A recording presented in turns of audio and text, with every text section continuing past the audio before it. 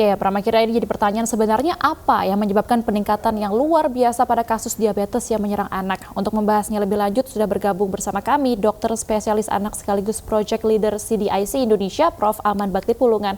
Halo Prof. Aman, terima kasih atas waktunya telah bergabung bersama kami di Anyu Siang. Ya, Prof. Aman, ini ikatan... Assalamualaikum warahmatullahi wabarakatuh. Waalaikumsalam warahmatullahi wabarakatuh, Prof. Aman. Prof. Aman, Ikatan Dokter Anak Indonesia ini sudah merilis soal peningkatan kasus diabetes pada anak meningkat 70 kali lipat sejak tahun 2010. Dari kacamata Prof. Aman nih, apa saja menjadi penyebab kenaikan angka diabetes anak ini menaik begitu signifikan? Iya, sebetulnya itu sebagian data saya yang publikasi juga itu yang diambil memang ya. Jadi waktu itu kita ada registry dan waktu itu juga memang saya di IDAI, tapi ini kita teruskan ya.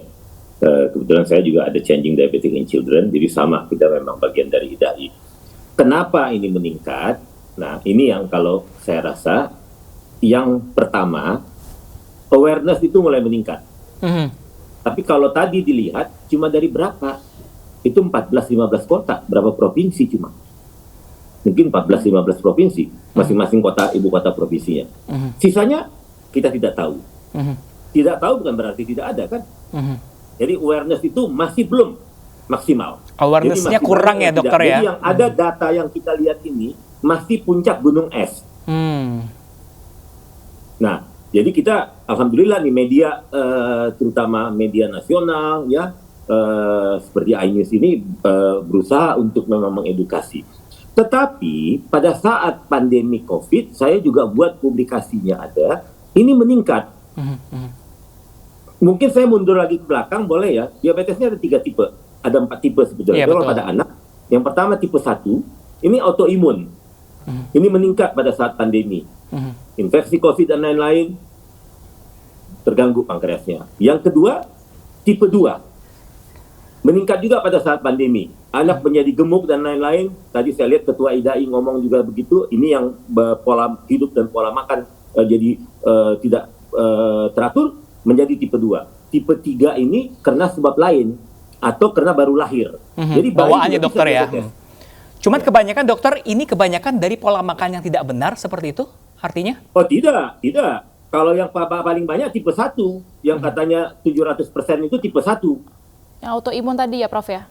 Ya, diikuti tadi yang kata dokter Piprim, tipe 2 ini mulai meningkat. Kalau penyebabnya kira-kira karena apa dokter? Berbagai tipe kita ada, jadi orang itu tidak sadar. Jadi awalnya orang menganggap diabetes ini kayak kiamat aja datang tiba-tiba nggak tahu terpilih orangnya tipe 1 dia. Tapi sekarang yang tipe 2 ini kan bisa dicegah.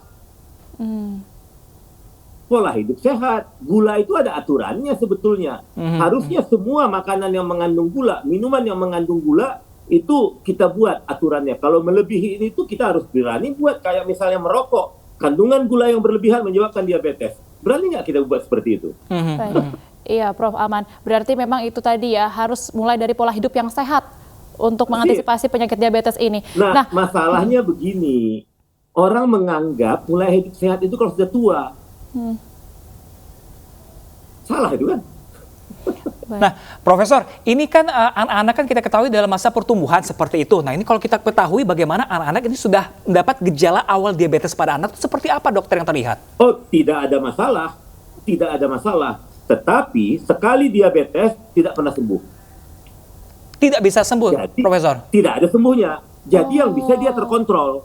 Baik, lalu... Dia terkontrol, tapi kalau dia terkontrol, metabolik kontrolnya baik, dia bisa jadi wartawan, dia bisa jadi penyiar TV, dia bisa jadi dokter, bisa jadi profesor, apa saja dia bisa.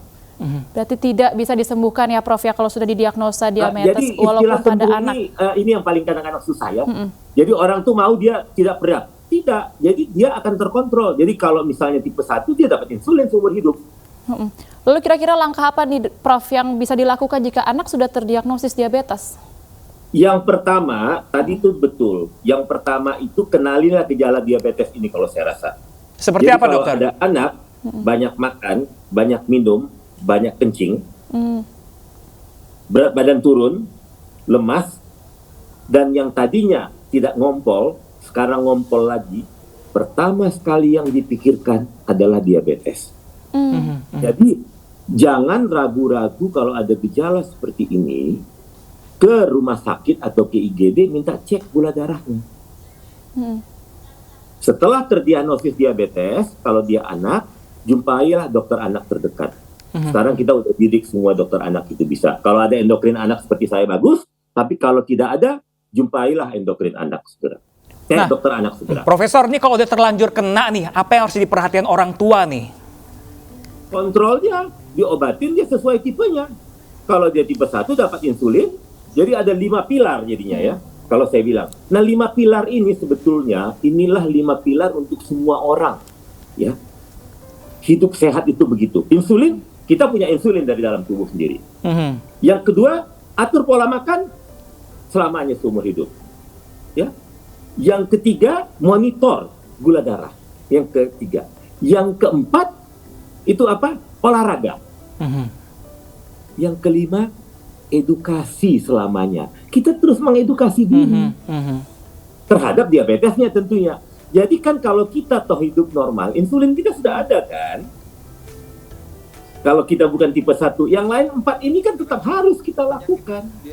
Baik.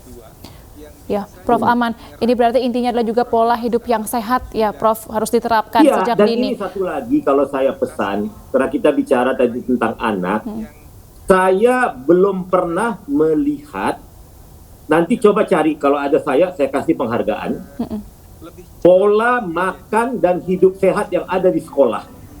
Ini harus dilombakan. Baik. Makan yang sehat, yang ada kalorinya, kantin yang memberikan makanan sehat, yang ada sayur dan ada buah, yang tanpa gula. Ditambah olahraga ya dokter ya, Profesor ya? Ditambah olahraga. Olahraga mungkin ada beberapa sekolah. Tapi kantin sehat itu saya belum pernah lihat. Baik, terima kasih banyak Profesor Aman Bakti Pulungan selaku dokter spesialis anak, sebagai perhatian juga untuk para orang tua di luar sana, bahwa apa yang manis di mulut belum tentu baik juga untuk tubuh kita. Iya, itu juga akhirnya menjadi edukasi juga untuk kita semua begitu ya, Pram, ya, untuk menjaga pola hidup sehat sejak dini. Terima kasih banyak Profesor Aman, salam sehat selalu. Salam sehat.